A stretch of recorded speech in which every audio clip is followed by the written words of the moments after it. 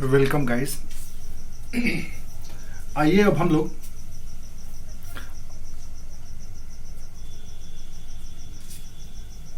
अहमद शाह के बाद कि भारत के मुगल दरबार, मुगल बादशाह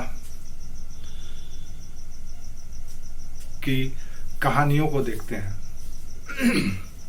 वो मुगल बादशाह जो विश्व के समकालीन साम्राज्यों में से एक था, जिसके कई महान बादशाह हुए। अकबर, शाहजहां, जहांगीर, बाबर, औरंगजेब।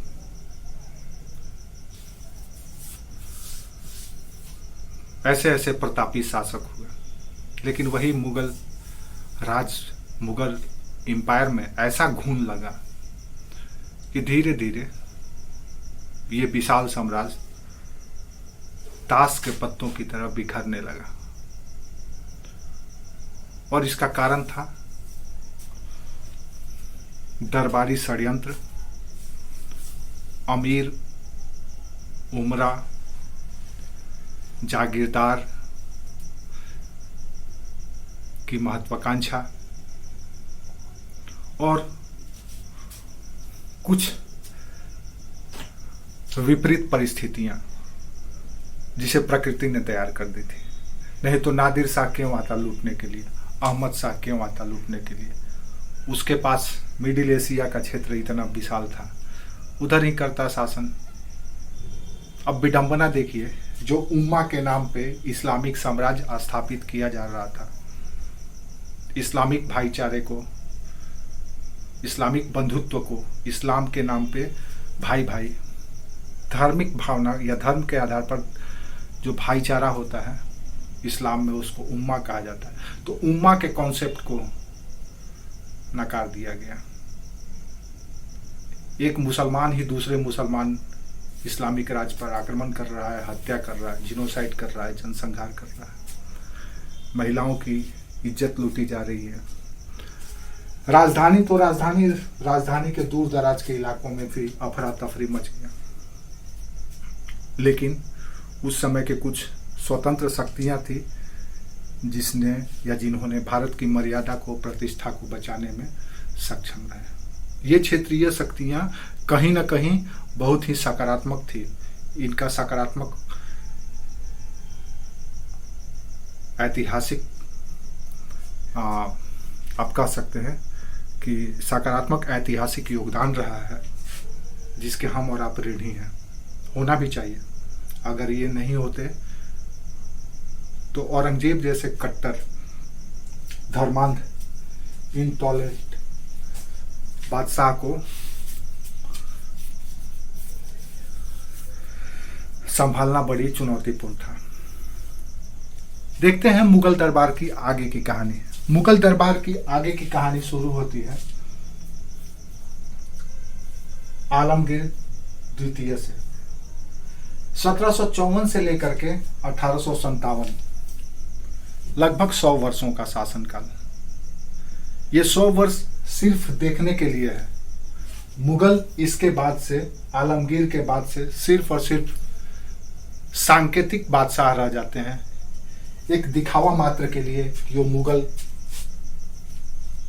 बादशाह हैं पूरे भारत के। लेकिन शक्तियां अब कहीं और चली जाती है। उसी तरह से जैसे आपके घर के जो सबसे वयोवृद्ध बुजुर्ग मुखिया होते हैं परिवार के, जो ग्रैंडफादर कहिए, बाबा जी कहिए, या तो सिर्फ नाम के मुखिया रह जाते हैं। असली कार्यकर्ता, असली कर्ता धर्ता आपके पिताजी हो जाते हैं। जैसे भारत की राजनीति में सांकेतिक रूप से संवैधानिक प्रधान होते हैं प्रेसिडेंट, वास्तविक शक्ति चली आती है प्रधानमंत्री के हाथों। मुगलों के साथ भी पहले से ही था, तो दरबार के अमीर और उमरा के हाथों में था। अब दरबार से भी बाहर निकल जाएगा और शक्ति चले आएगा मराठों और अंग्रेजों के हाथों में, जो न तो दिल्ली में रहते हैं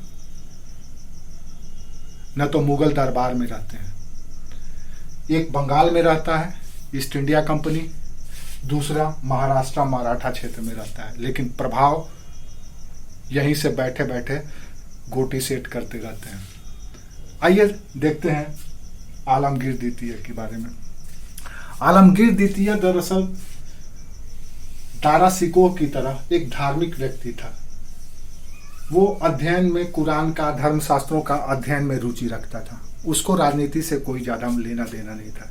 लेकिन इमादुल मुल्क ने इस सात्विक व्यक्ति को या सात्विक शहजादे को, जो कि जहांदार शाह का पुत्र था, अपने कठपुतली सुल्तान के रूप में दिल्ली की सत्ता पर बैठा देता है। इसका वास्तविक नाम अजीजुद्दीन था। अजीजुद्दीन को आलमगीर सेकंड के नाम से मुगल सत्ता पर बैठाया जाता है। लेकिन सत्ता पर बैठने के साथ ही इसको अपनी क्षमता, अपनी वास्तविकता का एहसास हो जाता है। वो समझ लेता है कि हम सिर्फ और सिर्फ इमादुल मुल्क के, वजीर इमादुल मुल्क के कठपुतली मात्र हैं। उसके मन में हमेशा भय था, क्योंकि इससे पहले के शासक को इमादुल मुल्क ने कारावास में डाल करके उसकी हत्या करवा दी थी। इसीलिए उसने अपने पुत्र को राजधानी से बाहर भेज दिया। पुत्र का नाम था अली गौहर, जो बाद में शाह आलम द्वितीय के नाम से मुगल बादशाह बना था। उसने अपने पुत्र को बंगाल, बिहार, उड़ीसा के क्षेत्र में भेज दिया था कि तुम उधर ही जाकर के रहो, दरबार से अलग रहो। इमादुल मुल्क की वजीर इमादुल मुल्क की राजनीतिक महत्वाकांक्षा बढ़ने लगी थी। वो धीरे धीरे उन क्षेत्रों को भी प्रभाव जमाने लगा जो कहीं ना कहीं अहमद शाह अब्दाली के नियंत्रण में था। उसने, इमादुल मुल्क ने पंजाब पर आक्रमण कर दिया और पंजाब पर आक्रमण करके उसने दीना बेग खां को वहां का सूबेदार बना दिया। दीना बेग खां को, ये सब नाम नहीं भी याद रखेंगे तो भी चलेगा। सिर्फ इसने जो गलती किया, पंजाब पर इमादुल मुल्क ने, वजीर इमादुल मुल्क अगर पंजाब पर आक्रमण नहीं करता तो अहमद शाह अब्दाली फिर से इनको दौड़ा करके नहीं मारता।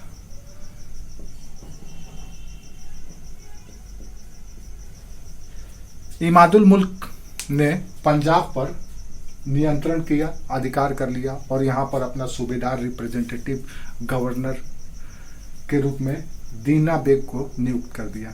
ऐसी स्थिति में अहमद शाह अब्दाली के लिए ये नाकाबिले बर्दाश्त था। उसने इसका बदला लेने के लिए 1757 में दिल्ली पर, अहमद शाह अब्दाली ने पहले पंजाब और उसके बाद दिल्ली पर आक्रमण कर दिया और खूब लूटा। किसी तरह से बादशाह को पर्याप्त धन दौलत दे करके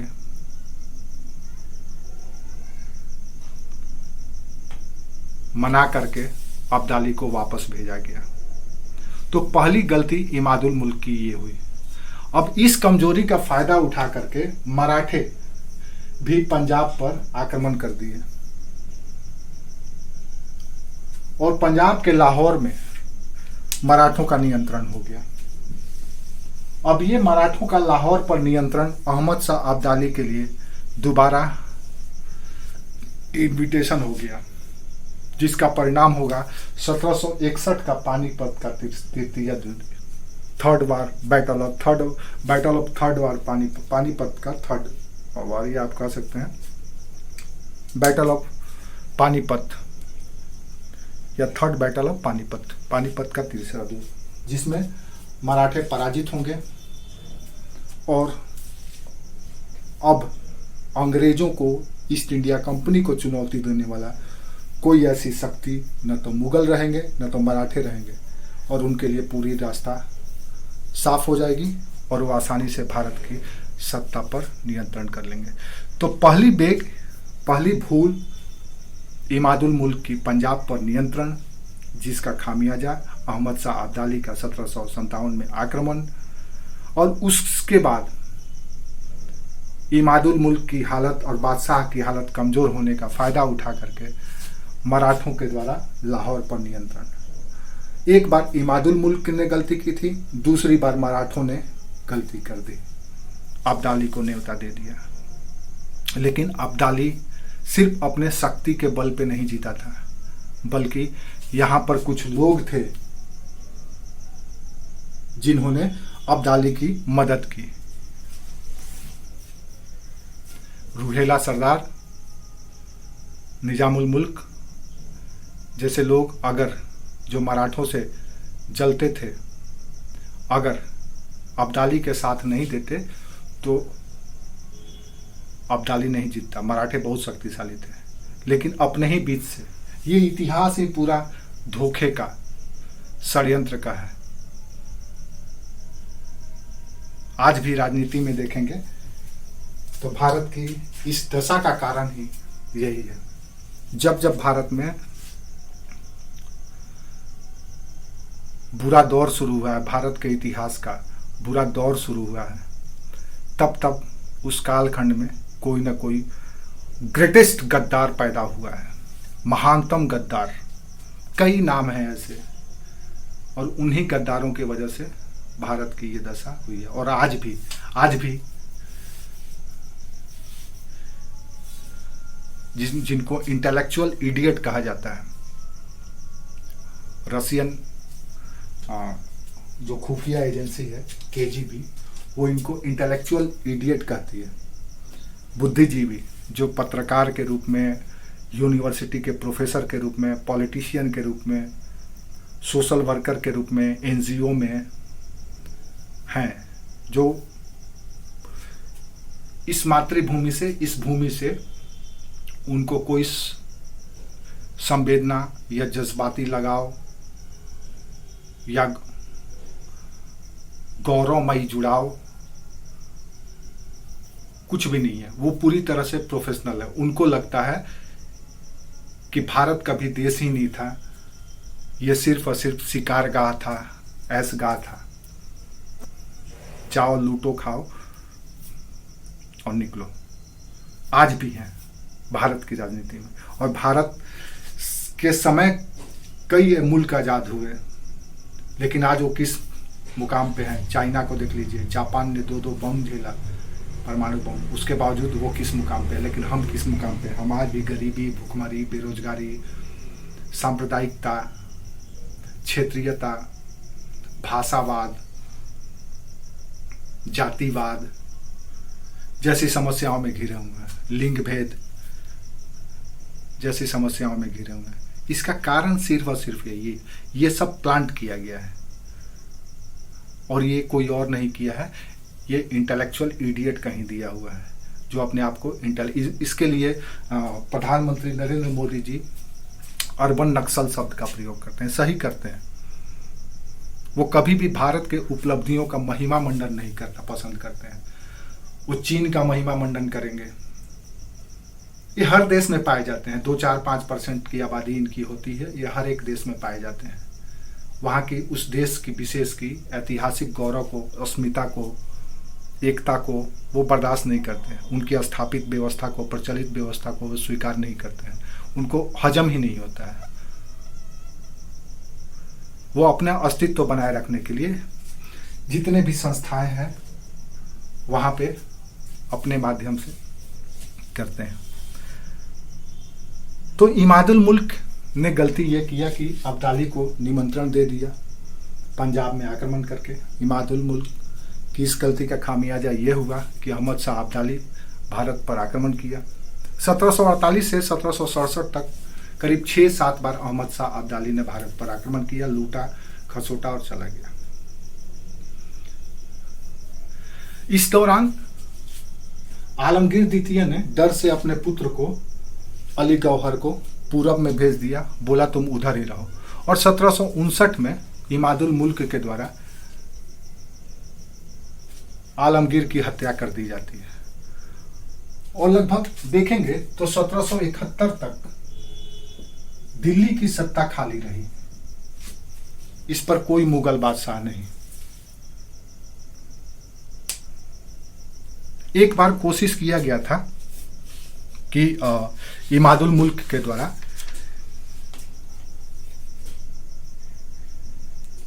इसने कामबख्श के पुत्र नहीं, पौत्र मुईउल मिल्लत को बादशाह बनाया था, लेकिन दरबार का जो अमीर था उन लोगों ने इसका विरोध किया। इसके फलस्वरूप अली गौहर या शाह आलम द्वितीय पूरब में ही अपने आप को बादशाह सिंबॉलिक रूप से घोषित करके भारत पर सांकेतिक रूप से शासन करता रहा। बिहार से इस दौरान भारत की राजनीतिक घटनाक्रम एक अलग मोड़ पर पहुंच जाता है। 1761 में थर्ड बैटल ऑफ पानीपत होता है, तीसरा पानीपत का युद्ध। मराठे हरियाणा में है पानीपत। मराठे और अहमद शाह अब्दाली के बीच मराठे हार जाते हैं। इस पतन का, मराठों के पराजय का भारत की राजनीति में, भारत की दुर्दशा के लिए, या भारत के कह सकते हैं कि दुर्भाग्य था कि मराठे पानीपत के तृतीय युद्ध में हार गए, क्योंकि मराठों को सहयोग कोई नहीं दिया, कोई सहयोग नहीं किया। इसलिए भी नहीं किया क्योंकि मराठों के प्रभाव से न तो राजपूत खुश थे, न तो जाट खुश थे, न तो बुंदेला खुश थे। बुंदेलों ने हालांकि सहयोग किया था, लेकिन राजपूतों ने सहयोग नहीं किया। अगर वो सहयोग किए होते, अगर ये मिल गए होते सारी शक्तियां, तो अहमद शाह अब्दाली का औकात नहीं था। सदाशिवराव भाऊ मारे गए पानीपत के तृतीय युद्ध में। ये एक अलग टॉपिक है जिसको हम लोग पढ़ेंगे। पानीपत के युद्ध का कारण क्या था, उसका परिणाम क्या हुआ, वो एक अलग सवाल ही है, एक अलग टॉपिक ही है जिस पे हम लोग अलग से चर्चा करेंगे। लेकिन पानीपत के युद्ध के बाद हम लोग मुख्यतः अभी ध्यान केंद्रित किए हैं मुगल सत्ता पर, मुगल के केंद्र की सत्ता पर। इसीलिए हम क्षेत्रीय राजनीति पर अभी ध्यान नहीं देंगे, क्योंकि उधर जाएंगे तो भटक जाएंगे। क्षेत्रीय राजनीति हमारा एक अलग टॉपिक है जिसको हम लोग अलग से बात करेंगे। लगभग 12 वर्षों तक मुगल की सत्ता खाली रही, केंद्र में कोई नहीं था। बिहार से अली गौहर शाह आलम द्वितीय के नाम से हुकूमत कर रहे थे। याद रखना है, आलमगीर द्वितीय के समय में ही 1757 में पलासी का युद्ध हुआ था। 1757 में पलासी का युद्ध हुआ था।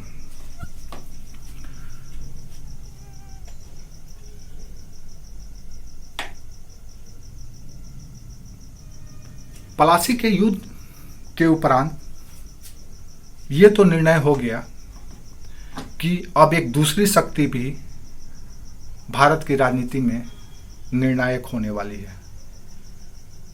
अब सिर्फ मराठे, जाट, सिख, राजपूत ही नहीं, बल्कि अंग्रेजों का भी एंट्री हो गया, प्रवेश हो गया। इसी दौरान बंगाल की राजनीति में उठापटक शुरू हुआ। 1757 के पलासी के युद्ध के बाद सिराजुद्दौला की पराजय हुई, वहां भी षड्यंत्र हुआ, जो हमारा एक अलग विषय है जिसको हम अलग से पढ़ेंगे। वहां भी षड्यंत्र हुआ और उस षड्यंत्र के वजह से अंग्रेजों के हाथों सिराजुद्दौला की पराजय हुई। फिर 1764 को बक्सर का युद्ध हुआ, जिसमें 3 शक्तियां, अवध का नवाब शाह आलम द्वितीय और मीर कासिम, तीनों मिलकर के भी अंग्रेजी सेना को पराजित नहीं कर पाए। इससे पहले 1761 में ही मराठे कमजोर हो चुके थे। पानीपत के युद्ध के हारने के बाद मराठे सरदार भी कई टुकड़े टुकड़ों में बट गए थे। अलग अलग क्षेत्रों में अब वो छोटे छोटे इलाकों में राज करने लगे। अब वो संगठन, वो समूह नहीं रह गया था। पेशवा का प्रभाव खत्म हो गया। गायकवाड़, होलकर, सिंधिया, इस तरह से अलग अलग समूह के रूप में भोसले, मराठे विखंडित हो गए। अब अंग्रेजों के लिए पूरा रास्ता साफ था। लेकिन महादजी सिंधिया का प्रभाव जो मराठा समूह का या मराठा संघ का प्रतिनिधित्व था, और इस महादजी सिंधिया के प्रभाव से और सहयोग से शाह आलम द्वितीय या अली गौहर 1771 में दोबारा दिल्ली की गद्दी पर बैठ गया। लेकिन वो छटपटाने लगा, बेचैन होने लगा और चाहने लगा कि किसी भी तरह से इनसे मुक्ति मिल जाए। और इसके लिए उसने अंग्रेजों के साथ समझौता करना शुरू किया। याद रखिएगा एक और बात यहाँ कि 1764 के पलासी के बक्सर के युद्ध के उपरांत शाह आलम द्वितीय ने समझौता करके इलाहाबाद के संधि के द्वारा बिहार, बंगाल और उड़ीसा का दीवानी यानी कि रेवेन्यू कलेक्शन का अधिकार अंग्रेजों को दे दिया था। अब यहाँ का जो नवाब थे वो सिर्फ और सिर्फ नाम मात्र के नवाब रह गए थे। शासन का दायित्व तो नवाब के ऊपर था, लेकिन सोर्स ऑफ इनकम या राजस्व पर नियंत्रण ईस्ट इंडिया कंपनी का हो गया था। अब अंग्रेजों ने बंगाल को धीरे धीरे लूटना, चूसना, खसोटना शुरू किया, जिसका प्रभाव भारत पर पड़ेगा, जिससे भारत एक नए दौर में चला जाएगा। एक ऐसा दौर जो सिर्फ और सिर्फ एक ऐसा दौर में भारत प्रवेश करेगा जो सिर्फ और सिर्फ जिसको लूटा जाएगा, जिसको कुछ भी नहीं दिया जाएगा। इससे पहले का जो भी शासन था भारत में, चाहे इस्लामिक हो, हूर हो, शक हो, कुषाण हो, जो भी बाह्य आक्रमणकारी आते थे वो यहीं पर रहते थे और यहीं से जो भी अर्न करते थे वो यहीं पे खर्च करते थे। तो घूम फिर करके पैसा या संसाधन भारत में ही रहता था। लेकिन ये क्या करते थे, अब यहाँ के रिसोर्सेज को, संसाधनों को लेकर के यूरोप भेजने लगे। और धीरे धीरे अगर सागर में भी हर दिन उसका पानी को निकाला जाए और उसमें कुछ डाला नहीं जाए तो एक दिन खाली हो जाता है। भारत के साथ अब वो दौर 1764 के बाद से शुरू हो जाएगा, जब बंगाल, बिहार, उड़ीसा की दीवानी अंग्रेजों को दे दी जाएगी। तो आइए मूल या मेन स्ट्रीम पे आते हैं कि 1771 में महादजी सिंधिया के प्रभाव से शाह आलम द्वितीय दोबारा या दिल्ली के गद्दी पर पहुंच जाता है। लेकिन वो कुछ ही दिनों के बाद बेचैन हो जाता है। इसी दौरान उसका जो सेनापति था गुलाम कादिर ने जो शाह आलम का सेनापति या मीर बख्शी था, इसको षड्यंत्र करके, धोखा दे करके अंधा कर देता है। बाद में किसी तरह से दोबारा अंग्रेजों की मदद से मुगल सत्ता प्राप्त करता है और 1806 में शाह आलम द्वितीय की मृत्यु हो जाती है। तो इस तरह से एक अध्याय मुगलों का यहां भी समाप्त हो गया। याद रखिए, शाह आलम द्वितीय को 1764 के इलाहाबाद के संधि के दौरान ही अंग्रेजों के द्वारा पेंशन दिया जाने लगा था। अंग्रेजों ने मदद के बदले इन्हें पैसा देना शुरू किया। कहा कि आप चुपचाप वहां पे बैठे रहिए, हमको यहाँ पे जो करना है करते रहेंगे। एक पेंशन बांध दिया गया। अब बादशाह एक व्यापारिक कंपनी के पेंशन पर सिर्फ नाम मात्र का बादशाह बन करके बैठा हुआ। अब ये पेंशन का दौर शुरू हुआ। जैसे आज कर्मचारियों को सरकार सेवा के बदले में पेंशन देती है, यहाँ पे उल्टा है। यहाँ पे अब सेवक बादशाह हो गए हैं और पेंशन देने वाला एक कंपनी है। उसके बाद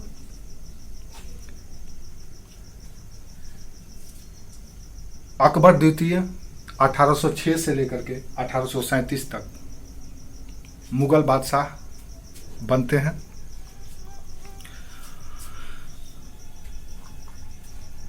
अकबर द्वितीय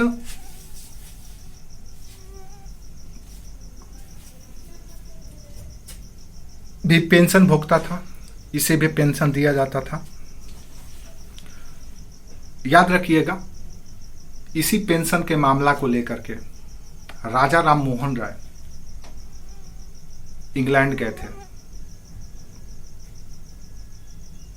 पेंशन का कुछ विवाद था, इस विवाद को सुलझाने के लिए राजा राम मोहन राय अकबर द्वितीय के प्रतिनिधि बन करके ही इंग्लैंड गए थे और वहीं पर उनकी मौत हो गई थी।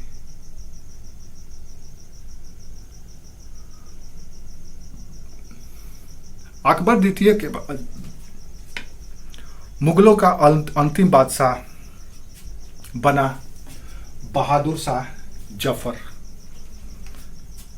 शाह बेखबर से शुरू हुई 1707 की कहानी, यानी कि आप कह सकते हैं कि बहादुर शाह से शुरू, बहादुर शाह जिसे इतिहास में शाह बेखबर के नाम से जाना जाता था, जफर पे आके खत्म हो जाता है। जफर दरअसल इनका एक बहादुर शाह का एक क्या कहेंगे उसको, उपनाम था। ये शायरी लिखा करते थे, तो जफर के नाम से, बहादुर शाह के नाम से अगर शायरी लिखते तो किसी को पसंद नहीं आता, तो थोड़ा सा रोमांटिक शब्द था जफर। जफर के नाम से ये शायरी लिखा करते थे। और 1857 तक आपको पता ही है, 1857 में भारत में एक अखिल भारतीय विद्रोह हुआ था। एक ऐसा विद्रोह हुआ था अंग्रेजों के खिलाफ जो पिछले 100 वर्ष 1757 से लेकर के 1857 तक 100 वर्षों के संचित असंतोष का दुष्परिणाम था। चाहे कोई भी वर्ग हो, सब के सब 100 वर्ष में ही अंग्रेजों से परेशान हो गए थे और उनके खिलाफ हथियार लेकर के उतर आए थे। और अंग्रेज भी बोरिया बिस्तर बांधने के लिए तैयार हो गए थे। उनको भी अब लग गया था कि हम यहाँ से चले जाएंगे। लेकिन यहाँ भी धोखेबाजी, अगर यहाँ पे धोखेबाजी नहीं की गई होती तो अंग्रेज उसी समय भारत छोड़ करके चले गए होते। लेकिन यहीं के जमींदार, यहीं के राजा, छोटे छोटे राजा अंग्रेजों के साथ मिल करके तरंग रोधक के रूप में काम किए।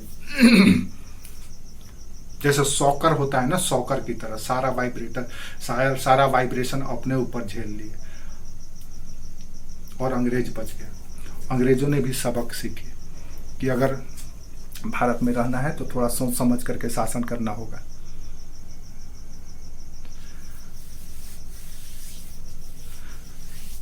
जफर की एक शायरी आपको सुना देते हैं, अक्सर आप लोग सुने भी होंगे।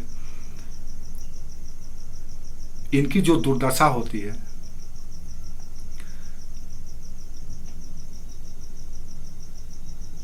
वो बेचारे पूरी तरह से अपने शायरी से करते हैं। जब 1806 में 1837 में अकबर द्वितीय के मरने के बाद जब ये बादशाह बनते हैं तो पूरी तरह से पेंशन भोगी रहते हैं। भारत में कई राजनीतिक उथल पुथल होता है, हर तरफ असंतोष है। क्या मराठे, क्या अवध, क्या लखनऊ, क्या झांसी, जितने भी राज्य थे, क्या बिहार, हर एक जगह पे दक्षिण भारत को अगर छोड़ दिया जाए, बंगाल को छोड़ दिया जाए, क्योंकि बंगाल तो उनके सीधे नियंत्रण में था, राजस्थान का क्षेत्र को छोड़ दिया जाए, तो ये जो एरिया था, ये पेटी बीच का, यहाँ के सभी वर्ग, किसान, सामंत, जमींदार, जागीरदार, छोटे छोटे राजा, सब के सब अंग्रेजों से त्रस्त हो गए थे और वो चाहते थे कि किसी भी तरह से चले जाए। और इसकी शुरुआत मंगल पांडे ने बैरकपुर छावनी से कर दी, जो धर्म का मामला था, जो हमारा भी एक अलग विषय है, 1857 का रिवोल्ट। और उस रिवोल्ट की वजह से अंग्रेजों को लग गया कि अब मुगल सत्ता का कोई जरूरत नहीं है, अब सीधे हमको अपनी सत्ता, पूरी सत्ता भारत की अपने हाथ में लेनी पड़ेगी, जरूर लेना होगा। इन्होंने बहादुर शाह जफर को 1857 के विद्रोह को नियंत्रित करने के बाद बहादुर शाह जफर को इनको निकाल करके रंगून बर्मा भेज दिया गया कि भैया आप यहां से चले जाइए। और बेचारे का 1862 में वहीं पर देहांत हो जाती है। उनके पूर्वजों का ये भूमि दिल्ली, भारत, जो बादशाह बाबर ने कितनी मशक्कत से, कितने विवेकपूर्ण तरीके से, अकबर ने अपनी कुटिलता, चतुरता, सहिष्णुता, कुशलता, औरंगजेब ने अपनी कट्टरता, उन्मादता, शाहजहां और जहांगीर ने अपनी सहनशीलता से इस साम्राज्य को बनाया था। नालायक उत्तराधिकारियों ने डुबो दिया। इसलिए तो हमारे यहाँ हम लोगों का यहाँ एक बहुत ही लोकप्रिय कहावत है कि पूत सपूत तक क्या धन संचय और पूत कपूत तो क्या धन संचय। तो जो काबिल होगा वो अर्जित कर ही लेगा, और जो नाकाबिल होगा वो अर्जित किया हुआ प्रतिष्ठा, धन को भी बर्बाद कर देगा। तो मुगलों का उत्तराधिकारी 1707 के बाद से कोई भी काबिल नहीं था। बेचारे बहादुर शाह जफर को 2 गज भूमि भी नसीब नहीं हुई भारत में, और अराकान योमा के उस पार भारत की प्राकृतिक सीमा के परे म्यांमार में, रंगून में 1862 में मौत हो जाती है। उनकी शायरी से जो उन्होंने लिखा था कि उम्र दराज मांग कर लाए थे 4 दिन, 2 आरजू में कट गए 2 इंतजार में। उम्र दराज मांग कर लाए थे 4 दिन, 2 आरजू में कट गए 2 इंतजार में। कितना है बदनसीब जफर दफन के लिए, कितना है बदनसीब जफर दफन के लिए। 2 गज जमीन भी न मिली कुएं यार में, 2 गज जमीन भी न मिली कुएं यार में। तो पूर्वजों ने जो गलती इतिहास में मुगलों की थी, उसकी खामियाजा उनके वंशजों को मिला। इतिहास हमेशा ही अपने आप को दोहराता है, कभी त्रासदी के रूप में तो कभी प्रहसन के रूप में।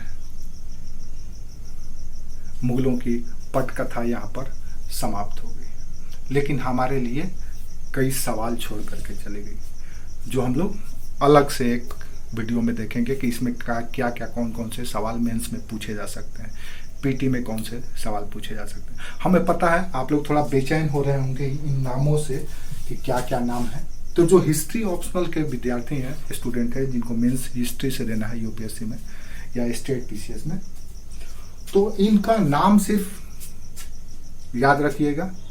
क्रम से 10 मिनट टाइम देंगे तो याद हो जाएगा। आप इसका एक ट्रिक भी बना सकते हैं। और जो इनके वजीर हुए, जो दरबारी या दल के जो नेता हुए, उनका भी नाम याद रख लीजिएगा। और एक दो राजनीतिक घटनाक्रम हर एक सुल्तान या बादशाह के शासनकाल में हुआ है, आप उसको ध्यान में रख लीजिएगा। बस यहाँ से सवाल क्या क्या पूछे जाएंगे वो हम लोग अगली कड़ी में देखेंगे। उम्मीद करते हैं आपको समझ में आया होगा।